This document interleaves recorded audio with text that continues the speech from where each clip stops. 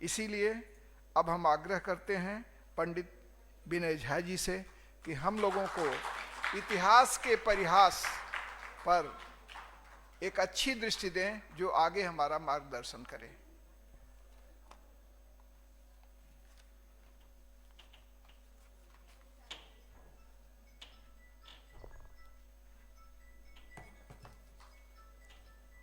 आदरणीय नागेंद्र पांडे जी और उपस्थित सज्जन और देवियों, पहले तो इन्होंने मुझे गलत उपाधि दे दी पंडित की। पंडित बहुत बड़ी चीज़ होती है। यह दूसरी बात है कि मुझे ऐसे पंडित नहीं मिलते जो पंडित का धातु या उसकी व्युत्पत्ति भी बता दें कि इसका क्या अर्थ है, पंड से बना है, किससे बना है। यहाँ विषय है इतिहास की जो भारतीय अवधारणा थी और आजकल जो इतिहास या हिस्ट्री के नाम पर जो पढ़ाया जा रहा है उसमें परस्पर तुलना। वास्तविक इतिहास किसे कहते हैं। और इसी क्रम में जो कुछ बातें यहाँ मुझे सुनने को मिली है उस पर भी कुछ एक दो बातें अपनी ओर से जोड़ना चाहूँगा। इतिहास की जो हमारी परिभाषा है वो लाखों करोड़ों साल पुरानी है। इतिहास को पंचम वेद कहा गया। हमारे कर्म कांडों में, श्राद्ध में इतिहास का पारायण उसका अनिवार्य अंग है। महाभारत और रामायण का पाठ किए बिना श्राद्ध संपन्न नहीं होता है। हमारे लिए इतिहास का दूसरा अर्थ था। आजकल इतिहास जो है उसकी कोई एक सर्वमान्य परिभाषा नहीं है। जितने इतिहासकार हैं उतनी उतनी परिभाषाएं हैं। और इसका मूल है वो प्राचीन ग्रीक में वो लोग हिस्ट्री का अर्थ बताते हैं, इन्वेस्टिगेशन, जांच पड़ताल। बाद में इसको उन्होंने परिभाषित किया कि क्रोनोलॉजिकल ऑर्डर से, तिथि दिनांक के आधार पर घटनाओं को क्रमबद्ध किया जाए और फिर उसकी व्याख्या की ये घटना क्यों घटी, इसे हिस्ट्री कहते हैं। और हमारे इतिहास को उन्होंने मिथोलॉजी कहकर बकवास कहा, क्योंकि इसमें क्रोनोलॉजी नहीं है। राम जी कब हुए, कृष्ण जी कब हुए, इसके तारीख वेद व्यास जी या वाल्मीकि जी लिखना भूल गए या उनको पता नहीं था, इसलिए ये सब बकवास है। इसे हम इतिहास नहीं मानेंगे। कि इतिहास की पहली शर्त है कि उसमें तिथि निर्धारण होना चाहिए। ये आधुनिक दृष्टिकोण है। अब प्रश्न है कि हमारी पुरानी परिभाषा क्या है। वो तो पढ़ाई भी नहीं जाती। हमारे पक्ष का कहीं उल्लेख नहीं, चर्चा नहीं, उसे मिथक कह के फेंक देते हैं सीधे। हमारा जो पुराना साहित्य है, 10,000 पांडुलिपियां प्राचीन ग्रंथों की आज भी बची हुई है। यद्यपि हमारे देश के 7 लाख गुरुकुलों के मैकॉले ने बंद कराया था। मैकॉले ने भारत में आकर सर्वे कराया था, जिसमें बंगाल प्रांत जो था उस समय, बिहार भी उसी में था। उसमें 1 लाख गुरुकुल थे केवल बंगाल प्रांत में। और दिनाजपुर जो आज बांग्लादेश में है, मुस्लिम बहुल है, 90% से अधिक वहाँ मुस्लिम आबादी है। उसमें उस रिपोर्ट में लिखा हुआ है, एडम रिपोर्ट नाम है, एडम अफसर थे उसके इंचार्ज थे, मैकॉले ने बहाल किया था उनको। उस समय मैकॉले एक प्रकार से ईस्ट इंडिया कंपनी के सर्वे सर्वा थे, लंदन में इंचार्ज थे। उस रिपोर्ट में लिखा है कि मुस्लिम गांवों में 90% शिक्षक ब्राह्मण थे और 10% कायस्थ थे। एक भी मौलवी मुस्लिम बच्चे को शिक्षा नहीं देता था, केवल नमाज सिखाता था। मदरसों में केवल नमाज की पढ़ाई होती थी।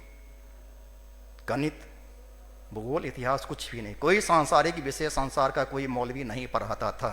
भारत में, बगदाद में थे, वहाँ बड़े बड़े अच्छे अच्छे विद्वान सब भी हुए थे मुसलमानों में, लेकिन हमारे यहाँ नहीं। क्यों? तो जो सऊदी अरब और इराक का इस्लाम था, फारस का भी, मिस्र का, वो दूसरे प्रकार का इस्लाम था। हमारे यहाँ जो इस्लाम है वो अद्भुत इस्लाम है। 1% शरीफ लोग हैं इस देश में जो इस देश को अपना नहीं समझते, पश्चिम की ओर मुख किए रहते हैं। और जो 99% मुसलमान हैं उनको अजलफ कहा जाता है, जो हिंदू से बने हैं। उनसे वो लोग शादी विवाह भी नहीं करते, उनको द्वयम दर्जे का कहते हैं। और ये जो छुआछूत की बात है वो भी वहीं से शुरू हुई है, ये सर्विस लैट्रिन से शुरू हुई है छुआछूत। किसी प्राचीन ग्रंथ में अछूत जाति का उल्लेख नहीं है जातिगत तौर पर। हाँ, पूजा पाठ कर रहे हैं तो उसमें हम छुआछूत बरतेंगे, वो दूसरी चीज होती है। उसमें अपने सगे भाई से भी छुआछूत बरता जाता है। यदि आप यज्ञ पर बैठे हुए हैं तो बाहर से आकर आपको सगा भाई भी नहीं छू सकता है, तो वो छुआछूत वो नहीं कहलाएगा। लेकिन कोई पूरी की पूरी जाति अछूत है, ये हमारे प्राचीन ग्रंथों में नहीं है। ये शुरू हुआ सर्विस लैट्रिन से। जो दास, मुख्यतः हिंदू दास बनाए जाते थे, उनसे शहरों में वो लोग मैला ढुलवाते थे। उनमें कुछ लोग मुसलमान भी बन गए, जैसे कि हलाल खोर। उनसे शेख पठान भी छुआछूत बरतते हैं। इस्लाम में छुआछूत भारत में ही है, सऊदी अरब में नहीं मिलेगा ये छुआछूत, क्योंकि वहां हलाल खोर नहीं होते हैं, भारत में ही होते हैं। महार मैला ढुलवाने वाली जाति है। जो मराठे में वीर थे, बहादुर थे, वो मारे गए। जो गुलामी स्वीकार कर लिए वो महार बन गए, मैला ढोने लगे शहरों में। हिंदुओं में तो खुले में शौच की प्रथा थी, सर्विस लैट्रिन की प्रथा इस देश के इतिहास में नहीं थी पहले कभी। ये मुसलमानों ने शुरू किया, और मुसलमानों में भी गरीब मुसलमानों ने नहीं, जो शहर में रहने वाले नवाब सब थे, वहां ये सर्विस माथे पर मैला ढुलवाने वाली प्रथा उनकी थी। और जो लोग ऐसा काम करते थे उनको अछूत कहते थे। मॉस्को यूनिवर्सिटी की एक पीएचडी की थीसिस मैंने 35 वर्ष पहले पढ़ी थी। उसमें ब्रिटिश काल की जो जातिगत जनगणनाएं होती थी, उसके आधार पर भारतीय जातियों का आर्थिक सर्वेक्षण किया गया था कि इन जातियों का आर्थिक कारोबार क्या था। जैसे कि नोनिया नमक बनाए, तेली तेल बनाए। जबरदस्ती ओबीसी की घोषणा कर रहे हैं कि हम फलना जाति के हैं, जाति बदल रहे हैं लोग। इसके आधार पर हम कोई नीतिगत निर्णय नहीं ले सकते, तो उसे पेंडिंग कर दिया। 1931 में अंतिम जातिगत जनगणना हुई, 4070 जातियां थी। उससे 30 साल पहले 1901 में 1100 जातियां थी भारत में। 30 साल में 4 गुनी बढ़ गई, और उसके बाद के 70 साल में फिर 4 गुनी बढ़ गई। और इसका जिम्मा आप मनुस्मृति पर थोप रहे हैं। मनुस्मृति में इन जातियों का कहीं पर चर्चा भी नहीं है। और जब रॉबर्ट क्लाइव आए थे उस समय कितनी जातियां रही होंगी? ये नई नई जातियां क्यों बनती हैं और कौन बनाता है? मनुस्मृति के पहले ही पन्ने पर ब्राह्मण और क्षत्रिय की परिभाषा है, जो फलना फलना कर्म करे वो फलना फलना, वो वर्ण है, वर्ण व्यवस्था है, वो कर्म पर आधारित है। ऋग्वेद में भी जो पुरुष सूक्त है वो कर्म कि जो भुजा से कर्म करे वो क्षत्रिय हुआ, जो माथे से कर्म करे वो ब्राह्मण है। ये उस पुरुष सूक्त का अर्थ है। बाप फलना जाति का तो बेटा फलना, ये न तो वेद में है न गीता में है। गीता भी वर्णाश्रम धर्म की बड़ाई करता है, जाति प्रथा नहीं है गीता में, कहीं भी नहीं है। तो ये जातियां आई कहां से? तो इसका आरंभ हुआ लगभग 600 ईस्वी ईसा के पश्चात। रोमन साम्राज्य का पतन हुआ। जर्मन जातियों ने यूरोप में, वो लोग कहते हैं विध्वंस मचाया, मैं कहता हूं अच्छा काम किया। रोमन साम्राज्य असुरों का, राक्षसों का साम्राज्य था। पूरा यूरोप अफ्रीका में लूट मार और दास प्रथा को फैला रहा था। उसे जर्मनों ने नष्ट किया, अच्छा काम किया। लेकिन भारत को उससे बहुत नुकसान हुआ, क्योंकि वो भारत की आर्थिक समृद्धि का स्रोत था। अफ्रीका, एशिया और यूरोप को लूट कर रोम के जो सत्ताधारी वर्ग थे, वो अय्याशी का सामान इकट्ठा करने के लिए और लूट खसोट युद्ध करने के लिए पैसा चाहिए। अय्याशी का सामान भारत से खरीदते थे, उसका पेमेंट करने के लिए अफ्रीका और यूरोप को लूटते थे। तो उस साम्राज्य का जो पतन हुआ और लगभग उसी काल में इस्लाम का भी उदय हुआ। तो जो व्यापार का हमारा मार्ग था यूरोप से, वो बंद हो गया। और उसी काल में जिसे सेकेंड अर्बेनाइजेशन कहते हैं, उसका अंत हुआ। मैंने 65 स्थलों की सर्वेक्षण आर्कोलॉजिकल की। आज जहां एक भी पक्का मकान नहीं है, उन गरीब बस्तियों में जो घर हैं, देखिएगा कि सब के सब, सारे लोग, आम लोग जो थे, मजदूर वर्ग के भी, वो सब पक्के ईंट के मकान में रहते थे। आज से 1500 वर्ष पहले भारत इतना समृद्ध देश था। फूस की झोपड़ी में तो केवल ब्राह्मण रहते थे, जिनको आप लोग अत्याचारी कहते हैं कि मनुवादी हैं। ब्राह्मण पक्के मकान में नहीं रहते थे। पक्के मकान में हमारे ये जो ओबीसी हैं वो रहते थे, और ये समृद्ध थे, संसार के सबसे कुशल कारीगर थे। लॉर्ड मैकॉले के समय तक पूर्व वक्ता ने कहा कि वो बुनकर कहाँ गए, हाथ काट लिया उनका ईस्ट इंडिया कंपनी ने कि अच्छा मलमल न बनाए। पुर्तगाल और इंग्लैंड हॉलैंड के व्यापारी यहाँ पर अपना सामान बेचने नहीं आते थे, क्योंकि संसार में कोई भी ऐसा देश नहीं था जो भारत से अच्छा और सस्ता सामान बना सके। भारत संसार का वर्कशॉप था, हर चीज बनती थी, और इसका कारण था जाति प्रथा। पुष्ट दर पुष्ट से एक खास प्रकार का सामान बनाने का जो हुनर था, आज के संदर्भ में ये खराब प्रथा है। जातिवाद दूसरी चीज है, वो एक राजनीतिक चीज है, मैं जाति प्रथा की बात कर रहा हूं, इसके गुणगान भी नहीं कर रहा, लेकिन ये एक सच्चाई है। कुत्तों में जातियां होती हैं, पेड़ पौधे में होती है, धान की जातियां होती है, मनुष्य में जातियां होती है। जातियां होना बुरी बात नहीं है। आप जैसे भौगोलिक परिवेश में रहिएगा वैसा आपका चमड़े का रंग या बाल वैसा हो जाएगा। इसलिए काला बुरा है, गोरा अच्छा है, ये सब बकवास है। आजकल गोरों का राज है, तो गोरा रंग अच्छा है, उसकी क्रीम बिकने लगी है। काला बनने की तो क्रीम नहीं बिकेगी, कोई नहीं खरीदेगा। लेकिन भगवान कृष्ण काले थे, सांवरा रंग पर वो सांवरिया शब्द भी बना है, जिस पर वो गीत सब बनते हैं। हमारे देश में तो सांवले रंग को कभी खराब नहीं माना गया। राम जी सांवले थे। तो मैंने बचपन में पढ़ा अंग्रेजों की किताब कि भारत में नस्लवाद था, वर्ण व्यवस्था, मतलब नस्ल जो यूरोप से आए वो अच्छे वर्ण के थे, और जो यहाँ के लोकल मूलवासी थे वो काले थे। तो मैं सोच में पड़ गया कि ठीक है, ये 4 वर्ण में गोरा काला समझ में आ गया, बाकी 2 वर्ण क्या लाल पीले थे। मैंने हर चीज का गलत तरीके से व्याख्या, जानबूझकर दुष्ट भावना से। मनुस्मृति में जाति शब्द का जहां उल्लेख है वहां स्पष्ट है कि यवनों ने जातियां शुरू की। मनुस्मृति में लिखा है, उल्टा कर देखिए। शक और कुषाण का भी उल्लेख है वहीं पर, और वो प्रक्षिप्त अंश है, क्योंकि जब मनु महाराज थे तब तो यवन थे ही नहीं। लेकिन प्रक्षिप्त अंश भी है तो वो सच्चाई है। जिस किसी ने जोड़ा, उस समय में जातियां उत्पन्न हो चुकी थी। और ये यवन कौन थे? जो कामरूप में रहते थे, असुर थे। महाभारत काल में वो गांधार की ओर चले गए थे और कौरव की ओर से लड़े थे। जितनी भी आसुरी शक्तियां थी सब की सब कौरव की ओर थी उस युद्ध में। बाद में वो लोग यहां से चले गए। यूरोप शब्द क्या है? जब मैंने ग्रीक सीखी थी तो यूरोप शब्द का जो पहला अर्थ मैंने देखा, यू, सौ का उच्चारण ग्रीक के आरंभ में नहीं होता है, सु का यू हो गया। तो यूरो का अर्थ है पूर्वा हवा। यूरोप शब्द का ग्रीक भाषा में अर्थ है पूरब से आए हुए लोग। तो यूरोपियन का अर्थ हुआ जो पूरब से वहां गए। और ग्रीक और लैटिन 19वीं शताब्दी में यूरोप की हर यूनिवर्सिटी में कंपलसरी था। इसलिए यूरोप के सारे विद्वान जानते थे कि हम लोग पूरब से आए हैं।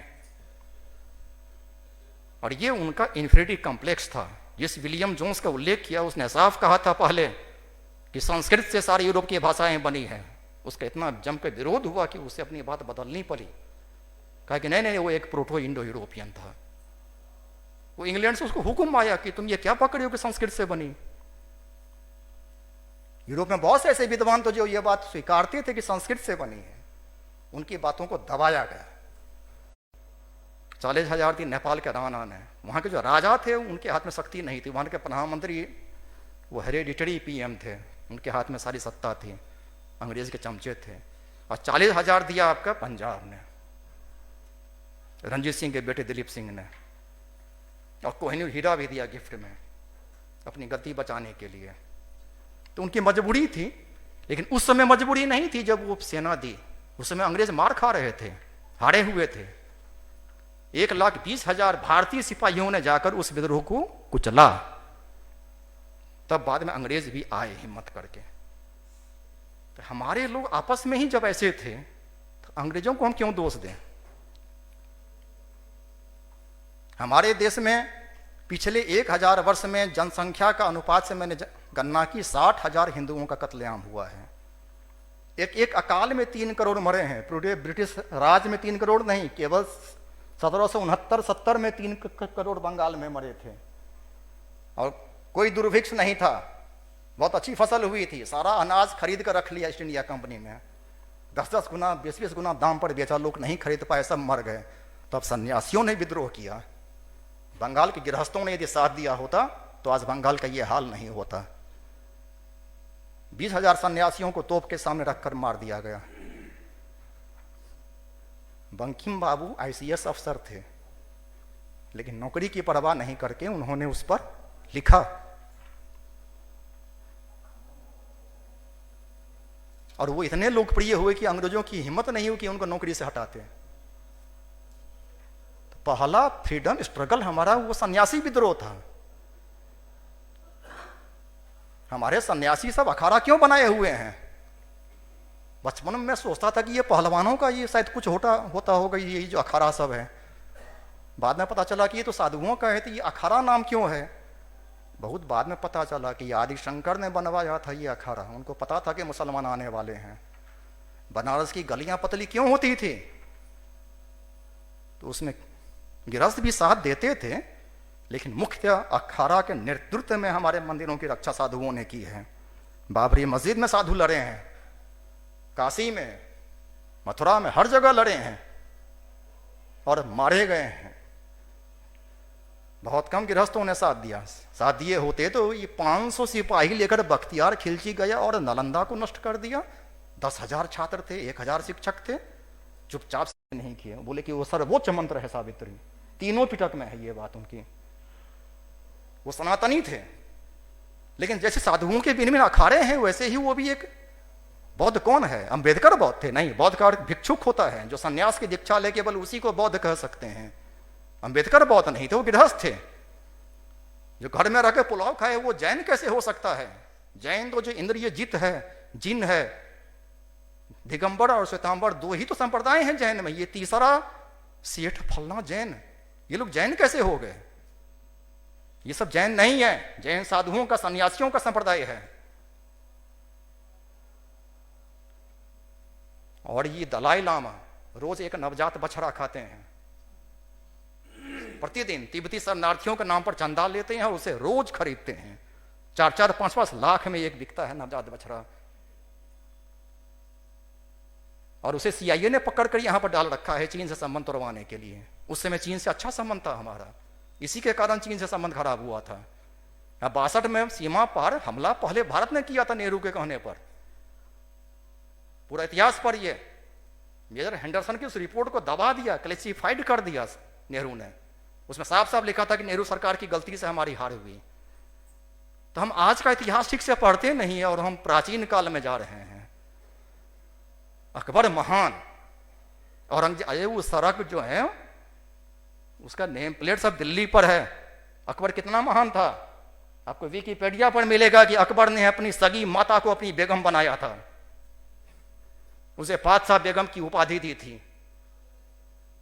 और शाहजहां ने मुमताज महल के याद में जो ताजमहल बनाया, तो मुमताज महल के मरते ही उसी साल अपनी बड़ी बेटी जहांआरा जो 18 वर्ष की थी उसको अपनी बादशाह बेगम बनाया था। और उसी जहांआरा को लेकर औरंगजेब से उसका झगड़ा हुआ था। शाहजहां को जेल में डालकर औरंगजेब ने अपनी बड़ी बहन जहांआरा को अपनी बेगम बनाया था। ये सब रिकॉर्डेड हिस्ट्री है। और उस पर ये जो अलीगढ़ के मुल्ले सब है, ये इरफान हबीब, वो सब सफाई देंगे कि नहीं नहीं वो बेगम का वहां दूसरा अर्थ था। दूसरा क्या अर्थ होता है? मां को कोई बेगम कहेगा? बहन को कोई बेगम कहेगा? जहांआरा मर गई तो छोटी बहन रोशनारा को बेगम बनाया औरंगजेब ने, अपने को जिंदा पीर कहता था। इतिहास ही यदि उन्हीं का पढ़ाना है तो ठीक से पढ़ाइए ना कि वो लोग कैसे लोग थे, क्या क्या करते थे। अकबर महान 30,000 आम किसानों को मारा चित्तौड़ में कि उन्होंने अपनी बहु बेटियों को चित्तौड़ के किले में क्यों छुपा दिया, ताकि मुसलमान सेना उनकी इज्जत न लूट सके। ये गुस्सा था अकबर का, छुपाया क्यों? क्योंकि बिना हिंदू लड़कियों को किडनैप किए, बलात्कार किए मुसलमान सेना वहां 6 मास तक घेरा नहीं डाल सकती थी, उसमें पलायन शुरू हो गया था। उसी लोभ में तो अकबर उन सबको बटोरता था कि चलो हिंदुओं का धन भी लूटेंगे, उनकी बहु बेटियों को उठाकर ले आएंगे। यही ताकत थी इस्लाम में। एक डॉक्टर साहब ने मुझे पूछा था कि इस्लाम में क्या ताकत थी कि 52 देशों में बिजली की गति से फैल गया। मैंने कहा बहुत बड़ी ताकत थी उसमें। उससे पहले दुनिया में जितने चोर डाकू लंपट सब थे, सब डरते थे कि मरने के बाद कहीं नरक न हो जाए। ये डर दूर कर दिया पैगंबर ने, यहां भी जन्नत वहां भी जन्नत। तो गुंडे यदि नरक के डर से मुक्त हो जाएं तब तो कयामत आनी ही है।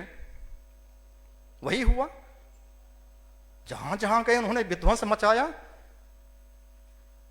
और ये अंग्रेज बहुत जेंटिलमैन सब हैं।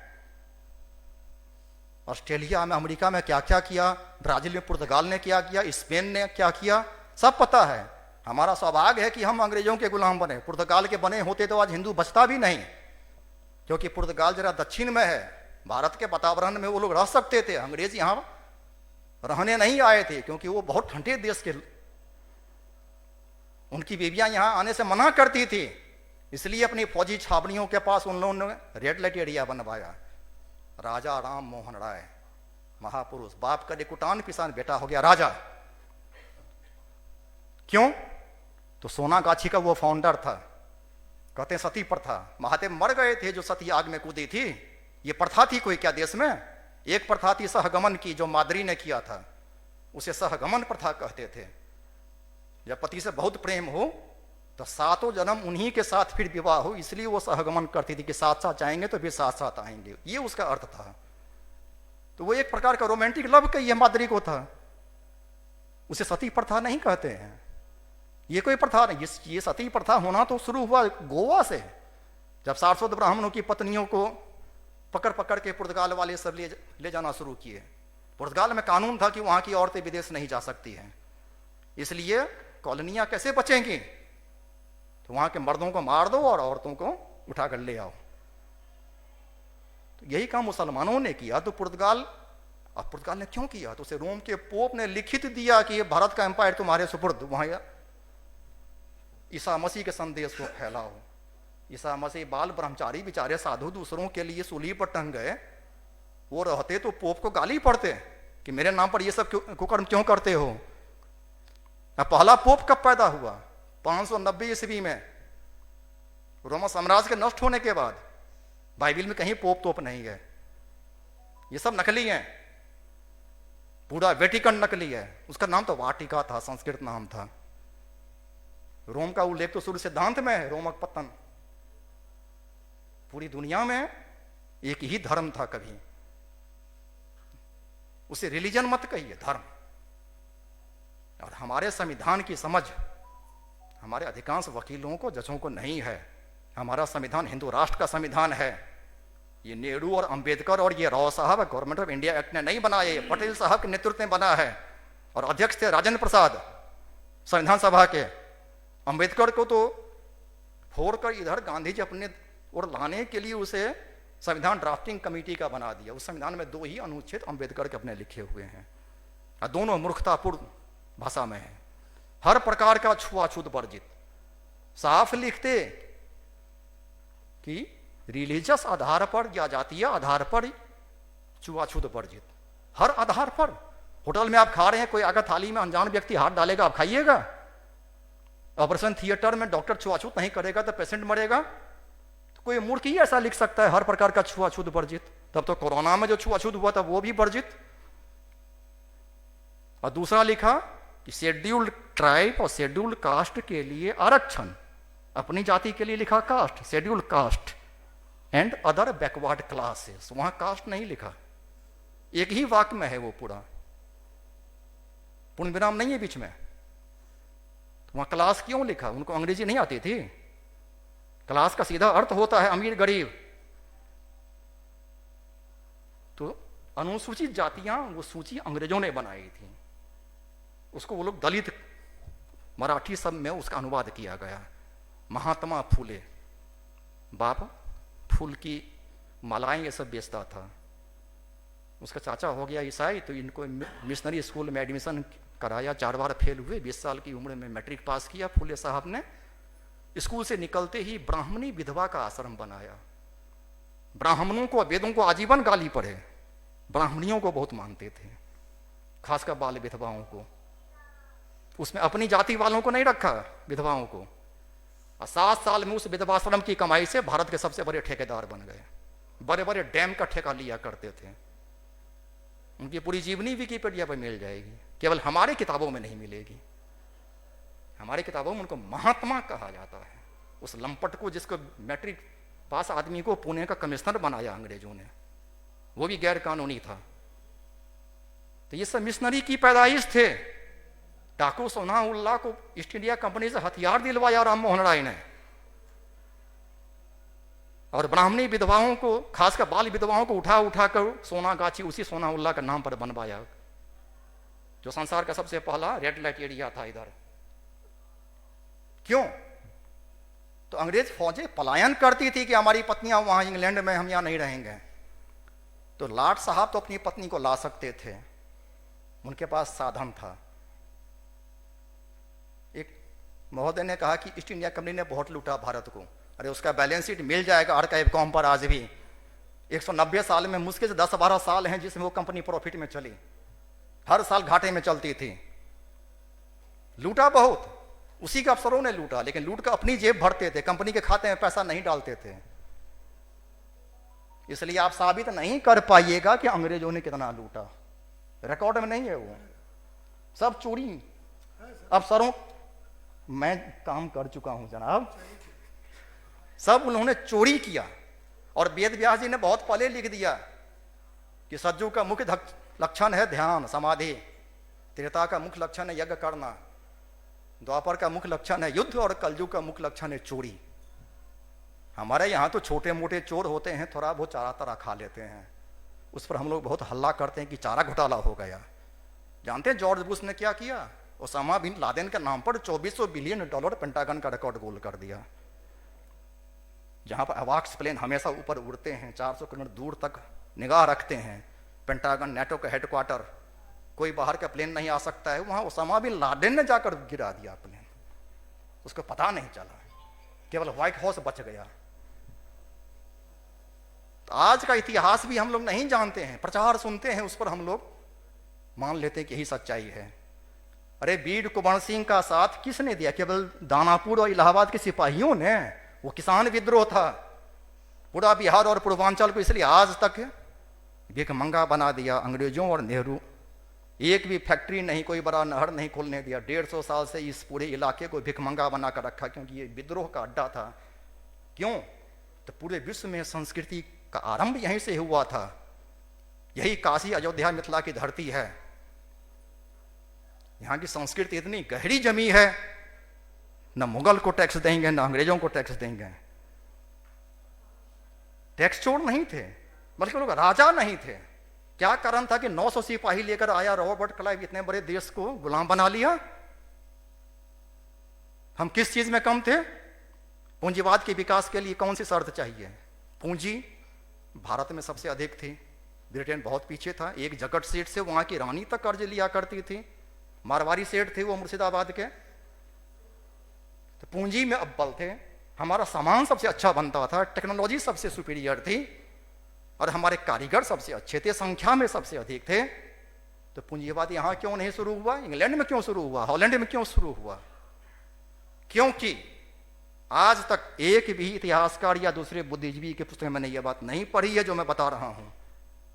700 साल से हमारे देश का जो सत्ताधारी वर्ग था, वो हमारे पूंजीपतियों, व्यापारियों और कारीगरों को काफिर कह के अपना दुश्मन, सोने की अंडा देने वाली मुर्गी समझता था। जबकि इंग्लैंड और हॉलैंड के जो राजा थे, वे अपने व्यापारियों की रक्षा के लिए अपनी समुद्री सेना साथ में भेजते थे। व्यापार करो, लूट खसोट भी करो, मारकाट करो, कुछ भी करो, हमारे देश को समृद्ध बनाओ। लेकिन हमारे जो थे राजा, वो हमारे मारवाड़ी सेठों को, हमारे कारीगरों को, मजदूरों को, व्यापारियों को अपनी प्रजा नहीं मानते थे, काफिर मानते थे। यही कारण था कि हम पिछड़े। और जिस समय मुगल साम्राज्य टूट रहा था और मराठा साम्राज्य उभर रहा था, तो पानीपत में क्यों हार हुई मराठों की? नहीं पढ़ाएंगे इतिहासकार हमारे। तुर्की के साम्राज्य ने, जिसका बाद में 52 देश मुसलमान टूटकर बने थे, उसने गजवाए हिंद करने के लिए सबसे अच्छा तोपखाना और अपने कारीगर सब भेजे थे अहमद शाह अब्दाली की सहायता में। उससे पहले भी गोवा पुर्तगाल को कृष्णदेव राय ने घूस में दिया था कि गोवा लो और बदले में यूरोप के सबसे अच्छे तोपे हमें ला कर दो, हमें मुसलमानों से लड़ना है।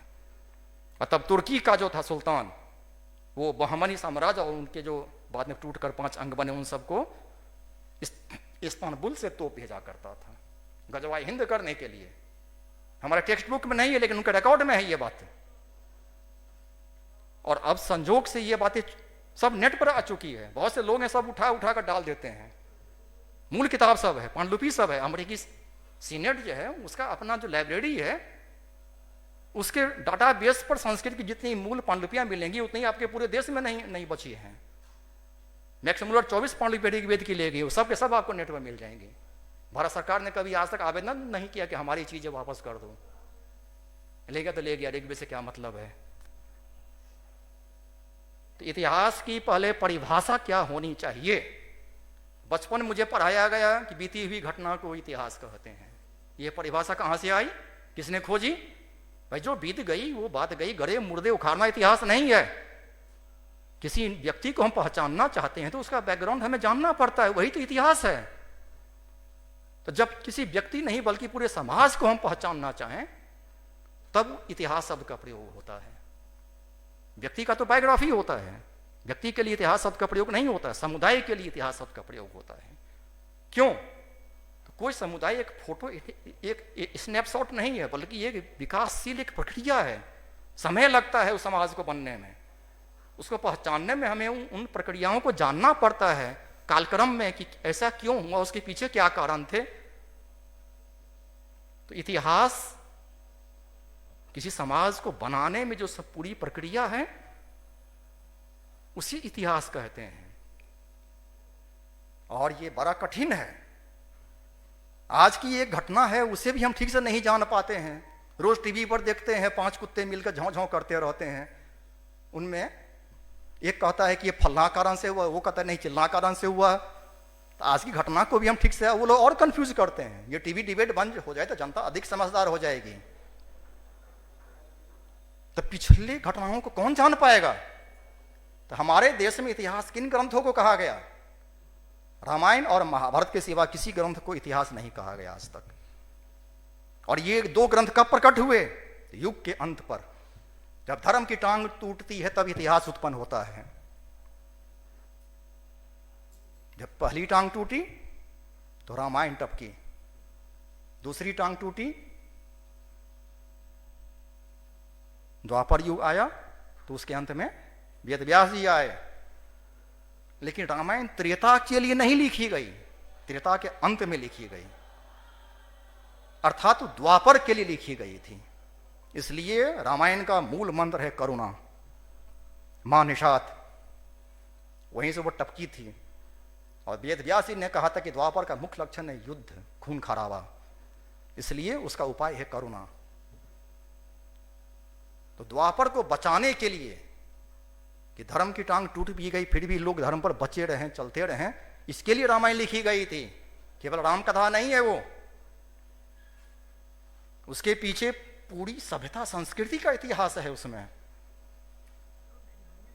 और इसी प्रकार से महाभारत भी कलयुग के लिए लिखी गई है, द्वापर के अंत में आई थी। और महाभारत का सारांश क्या है? निष्काम कर्म, गीता उसी का अंग है।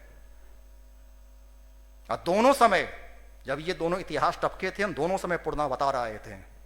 युग के अंत में पूर्णावतार आते हैं। विष्णु के जो 10 अवतार हैं उनका एक नियमित क्रम है। कलयुग के अंत में पूर्णावतार नहीं आता है, क्योंकि तब कोई नया युग नहीं आता है, तब महाप्रलय और फिर वो नई होमोसेपियंस फिर से बनेगी, उसी को प्रलय कहते हैं। होमोसेपियंस में 100 सब स्पीसी होते हैं, 42,000 वर्ष एक की आयु होती है, 100 को मिला देंगे तो 42 लाख, तो वो स्पीसी हुई। उनकी परिभाषा है। जो बंदर थे, हमको पढ़ाया गया कि वो लोग कागज से अपना शौच करते थे।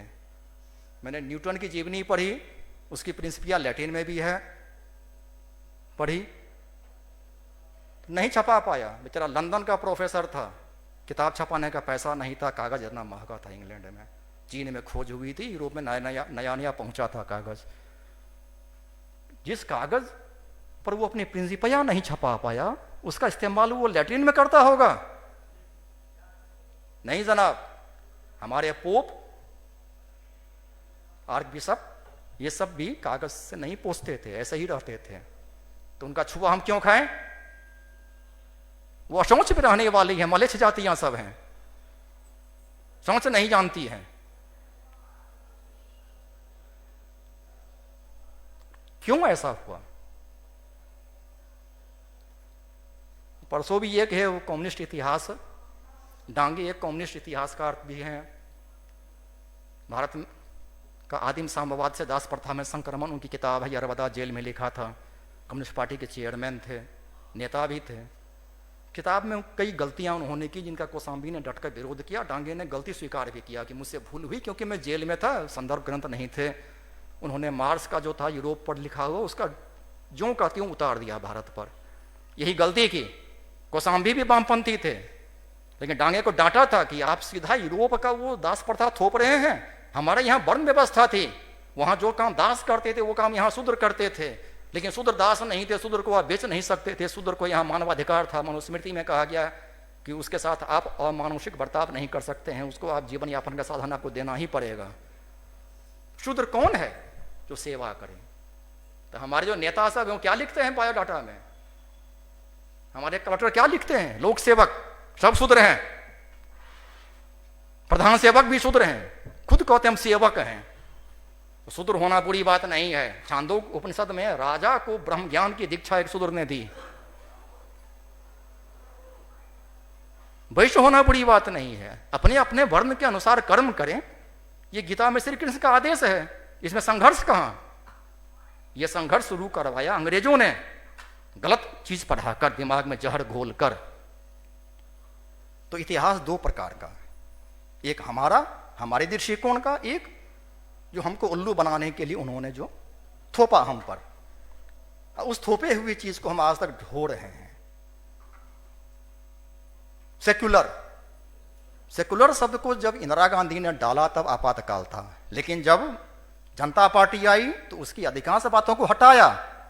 सेक्युलर शब्द क्यों नहीं हटाया? वाजपेयी जी भी सरकार में थे, चाहते तो हटा सकते थे ना, नहीं हटाया। मुझे भी वो शब्द पसंद है, बशर्ते उसकी सही मूल भावना में उसका प्रयोग हो, कि किसी संप्रदाय में हम भेदभाव नहीं करेंगे, ये सरकार का दायित्व होना चाहिए। सरकार न वैष्णव है, न शाक्त है, न जैन है, न मुसलमान है, न ईसाई, ये वो सबके लिए बराबर है। तो इसमें क्या खराबी है सेक्युलर शब्द में? हाँ, उसका गलत इस्तेमाल करेंगे, केवल हिंदुत्व के खिलाफ उसका प्रयोग करेंगे, बाकी सबको छूट देंगे, तुम अपने मजहब के अनुसार चलो। शादी करना है तो कुरान, लेकिन चोरी कर ली यदि मुसलमान तो वहां कुरान नहीं, वहां हाथ नहीं काटेंगे, तब उस पर ये क्रिमिनल एक्ट, सिविल एक्ट, ये सब लगेगा।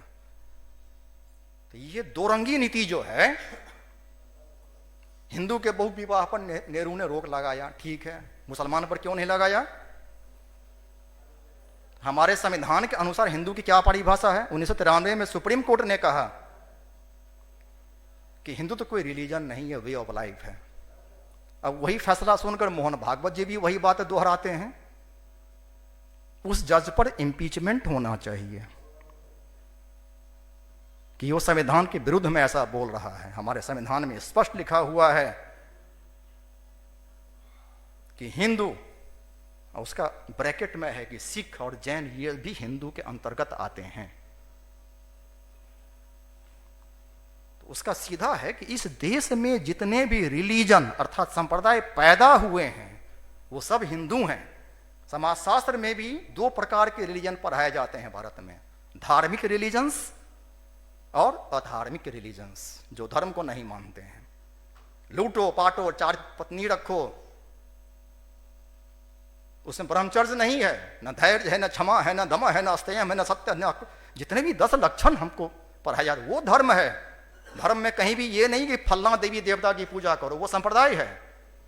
आप कौन सा मंत्र पढ़ते हैं, क्या जप करते हैं, कौन देवी देवता है, ये संप्रदाय है, रिलीजन है, वो धर्म नहीं है। धर्म क्या है? जो आपके अंदर जो सनातन तत्व है, जो आत्मा है, उसको जो धारण करे उसे धर्म कहते हैं। तो आप सत्य को, सनातन को धारण करते हैं तो आपका धर्म है। आप यदि असत्य को ही धारण करते हैं, उसी को सत्य मानते हैं, तो आप अधर्म पर हैं। धर्म स्वयं में क्या है? धर्म के लक्षण तो 10 हैं, धृति क्षमा दम संयम शौचम इंद्रिय निग्रह, धी विद्या सत्य क्रोधो दशकम धर्म लक्षणम, ये लक्षण है, लेकिन धर्म है क्या? तो धर्म है वैदिक यज्ञ। ये हमारी प्राचीन परिभाषा है जो नहीं पढ़ाया जाता है। कहता है कि धर्म जो है वो रिलीजन है, संप्रदाय है। यज्ञ केवल मिट्टी का गड्ढा खोदकर घी फेंकना यज्ञ नहीं होता है। यज्ञ के बहुत अर्थ हैं, लेकिन यज्ञ ही धर्म है।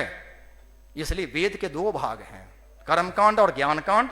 ज्ञानकांड पर उत्तर मीमांसा है, उसका पहला ही सूत्र है अथातो ब्रह्म जिज्ञासा। अब हम संसार से मन उब गया, अब हम ब्रह्म की जिज्ञासा करते हैं। संन्यास मार्ग का है वो, घर में रहकर भी संभव है, गृहस्थ के लिए भी वो मार्ग है।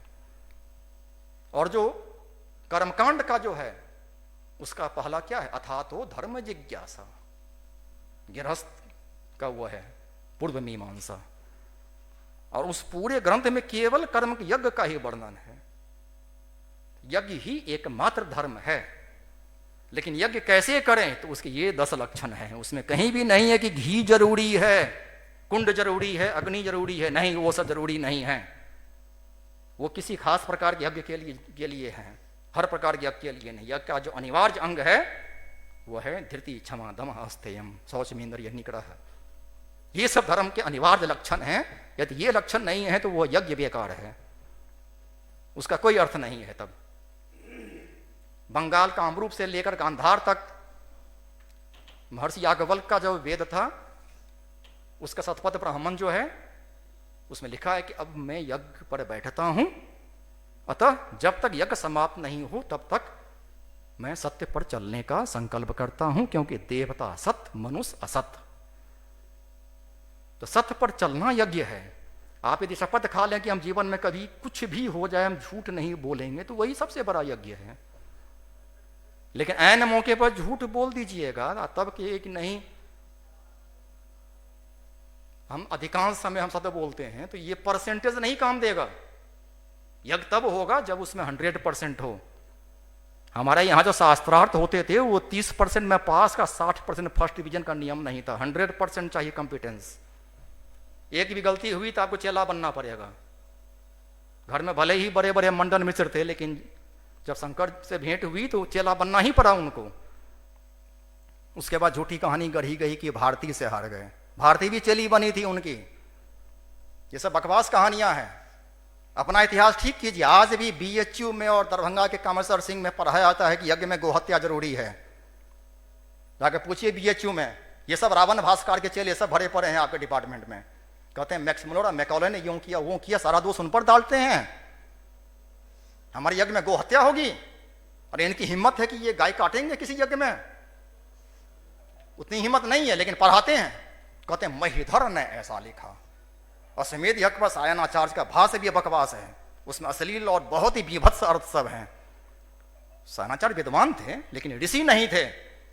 लेकिन अश्वमेध यज्ञ का जो अर्थ बृहदारण्यक में याज्ञवल्क्य ने दिया है वो प्रमाण है। याज्ञवल्क्य के सामने सायनाचार्य प्रमाण नहीं है।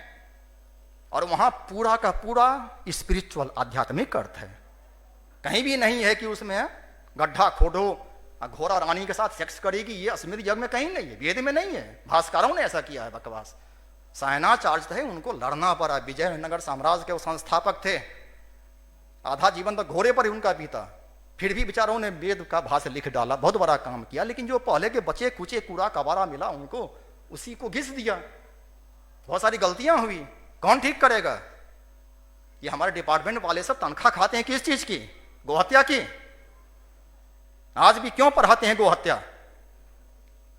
जिस मंत्र पर पढ़ाते हैं गोहत्या वहां मंत्र है अग्नि आहु शपा महे। गाय अवध्य है।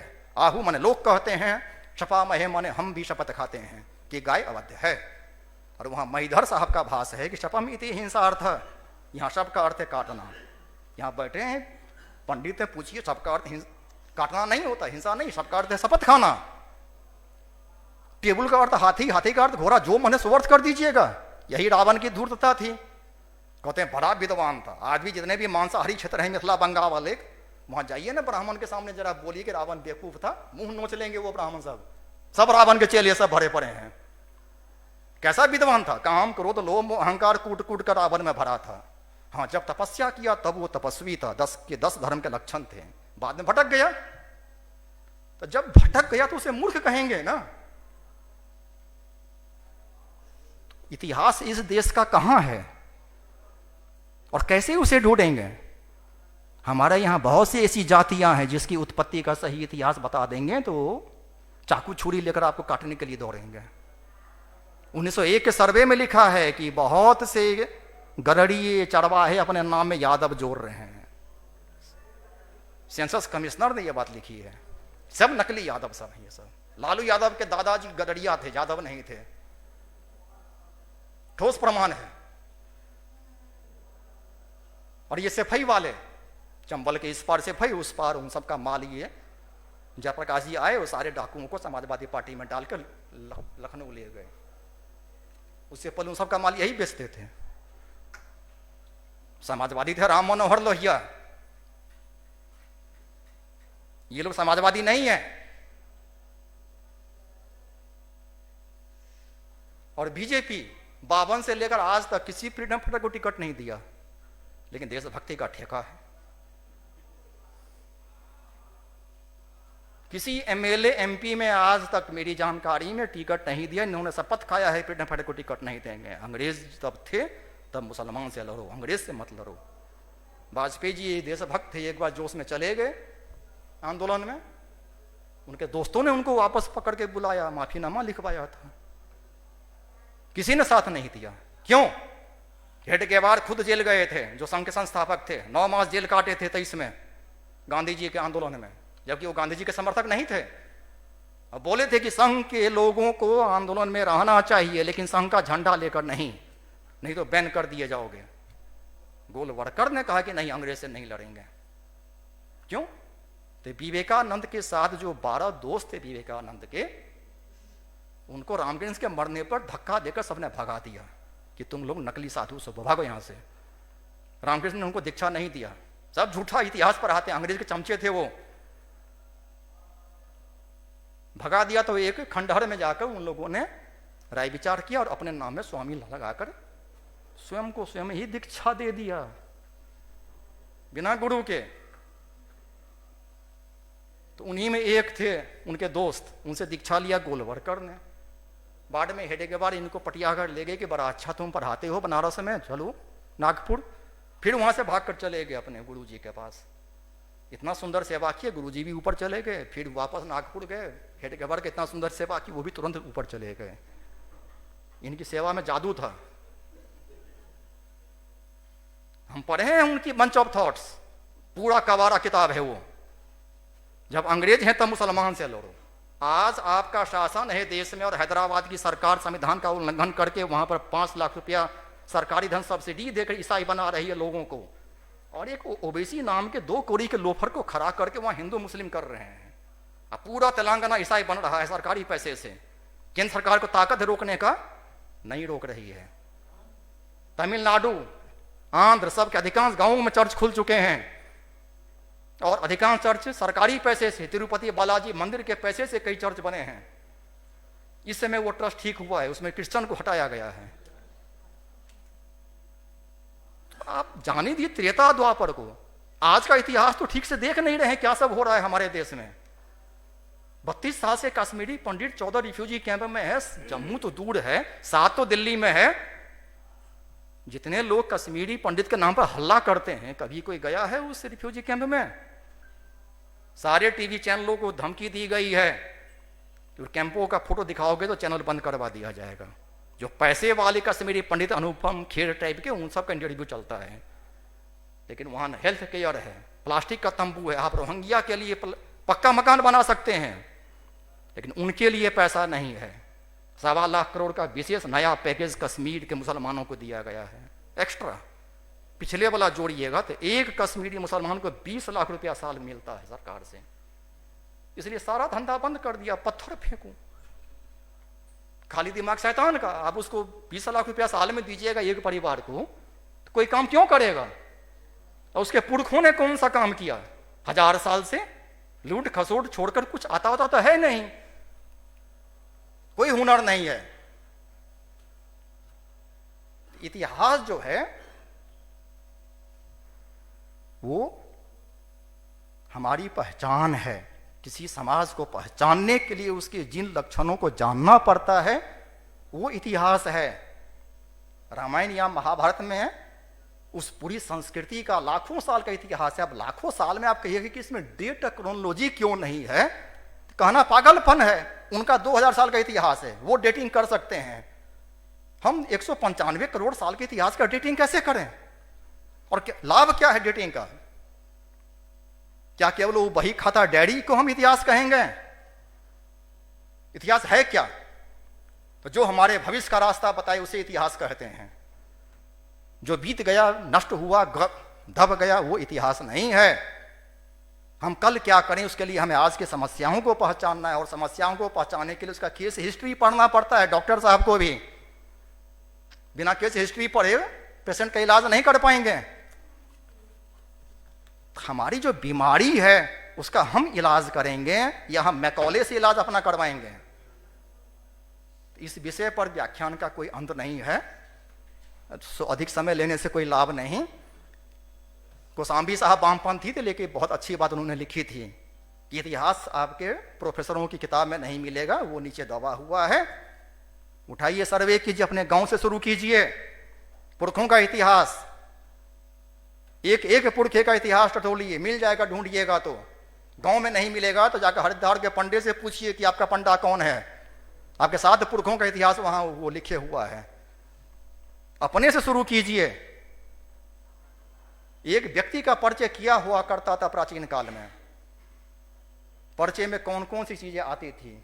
कोई नया व्यक्ति आता था किसी शहर में, तो परिचय में क्या क्या वो बोलता था उसे पता कीजिए, ढूंढिए। आपकी पहचान आपका परिचय है। यदि आप अपनी स्वशाखा वेद का नाम भूल चुके हैं तो आप हिंदू नहीं हैं।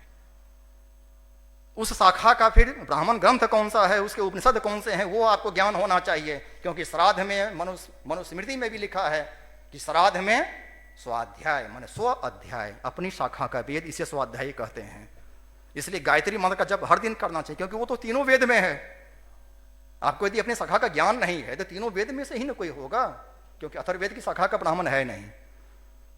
इसलिए गायत्री मंत्र का यदि एक बार भी जप कर लीजिएगा तो स्वाध्याय का दोष नहीं लगेगा। स्वाध्याय का अर्थ ये नहीं है कि कोई किताब उठा लिए पढ़ना शुरू कर दिए। अपनी शाखा का वेद पढ़ना कर्तव्य है। इसलिए एक वेदी ब्राह्मण नहीं होता है, द्विवेदी त्रिवेदी सब उपाधि सम्मानित इसलिए हैं कि स्वाध्याय के अलावा कोई अन्य शाखा भी पढ़ लिया तो उसे लोग सम्मान में द्विवेदी त्रिवेदी कहते थे। एक वेदी शब्द नहीं था, क्योंकि अपना वेद तो पढ़ना कर्तव्य था, नहीं तो आप ब्राह्मण नहीं है। और ब्राह्मण को पैसा कमाने की मनाही थी। अर्थ शब्द जो है जिसे वित्त कहते हैं, वित्त मंत्रालय, वो वित्त शब्द संस्कृत में बना है विद धातु से। विद्वान, विद्वता, वही असली वित्त है जो मरने के बाद भी साथ जाता है। आप जो कष्ट द्वारा, प्राणायाम द्वारा, जिज्ञासा द्वारा जो ज्ञान अर्जित करते हैं, हमारा समाज ऐसा क्यों है, हम ऐसा क्यों हैं, जब उनके लिए आपके आंसू निकलते हैं, तब उस जिज्ञासा में जो आप पढ़ते हैं तब आपको वो ज्ञान मिलता है। डिग्री के लिए जो पढ़ते हैं वो ज्ञान नहीं है, भीतर से वो प्यास चाहिए। वो ज्ञान जो होता है वो मरने के बाद साथ रह जाता है। इसलिए संस्कृत में उसी को वित्त कहा गया है। वो असली धन है। सांसारिक धन धन नहीं, ये साथ नहीं जाएगा। वो एकमात्र धन है जो साथ जाएगा, कोई संबंध भी साथ नहीं जाता है। और वो ज्ञान बिना इतिहास के नहीं मिलेगा। इतिहास पुण्य कर्तव्य है। मैंने महाभारत का पूरा पारायण किया था कि अन्य कोई चीज नहीं छूऊंगा, कोई पुस्तक नहीं पढ़ना है जब तक महाभारत पूरा नहीं होगा। 2 मास मुझे लगे। आजकल के पंडित कहते नहीं महाभारत मत पढ़ो, घर में झगड़ा हो जाएगा। तब तो गीता भी मत पढ़ो, उसी का अंग है। जब पूरा महाभारत पढ़िएगा तब समझ में आएगा कि महाभारत क्या चीज है। वैसा ग्रंथ संसार के इतिहास में कहीं नहीं मिलेगा। उसका नाम भारत है। महाबाद में जोड़ दिया लोगों ने, वो भारत है। उस ग्रंथ का नाम है भारत। इतिहास किसे कहते हैं? तो राष्ट्र की पहचान इतिहास है। और राष्ट्र क्या है? जो चारों पुरुषार्थों द्वारा प्रजा का रंजन करे। राष्ट्र जिस धातु से बना है उसी से राजा बना है। धातु है रंज, रंजन करना, या मनोरंजन नहीं। मनोरंजन तो आप नटुआ भड़ुआ भी करते हैं। रंजन मतलब वास्तविक सुख जिससे प्रजा को हो। तो चारों पुरुषार्थों द्वारा जो प्रजा का रंजन करे उस साधन को राष्ट्र कहते हैं। राष्ट्र की स्तुति ऋग्वेद के प्रथम मंडल में 20 सूक्त हैं उसके ऋषि हैं गौतम रहुगण, जो मिथिला के राज पुरोहित थे। मिथिला में ही याज्ञवल्क्य को संपूर्ण यजुर्वेद प्राप्त हुआ था। थे पंचाल के, लेकिन आजीवन मिथिला में ही रहे थे। काशी का वर्णन है, काशीराज देवोदास का वर्णन है ऋग्वेद में। हमारे उज्जैनियों वाले इतिहासकार कहते हैं वो पंजाब में थे देवोदास। पंजाब का कोई नदी, कोई गांव, कोई शहर किसी वेद में नहीं है। अथर्ववेद में राम जी की राजधानी का नाम अयोध्या, उसका वर्णन है। इक्ष्वाकुओं का वर्णन ऋग्वेद में है। तो वो लोग कहते हैं ऋग्वेद वर्ल्ड हेरिटेज है, यूनेस्को ने डाल दिया है। तो उसमें तो राम जी का भी नाम है और कृष्ण का भी नाम है, ऋग्वेद में भी इक्ष्वाकु भी है। तब तो ये सब भी वर्ल्ड हेरिटेज की चीज है ना, तो काल्पनिक कैसे हो गए? तो उसे उल्टाइए। स्वराज स्तुति, जब संसार में एक ही राज था, एक राष्ट्र था और कोई राष्ट्र नहीं था, उसकी स्तुति है ऋग्वेद में। उस राष्ट्र का निर्वाहन कैसे होगा? तो धर्म पर चलने से। और धर्म को हम कैसे बचाएंगे? तो इतिहास पढ़ने से। इसलिए इतिहास पढ़िए, शुरू कीजिए वेदव्यास जी से, और तब उनका भी पढ़िए।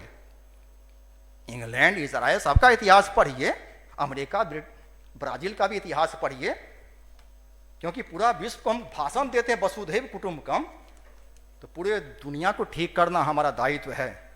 गजवाए हिंद कभी पूरा नहीं होने वाला है, क्योंकि मोहम्मद साहब ने खुद कह दिया था हदीस में कि जिस दिन गजवाए हिंद पूरा हो जाएगा उसी दिन कयामत आएगी।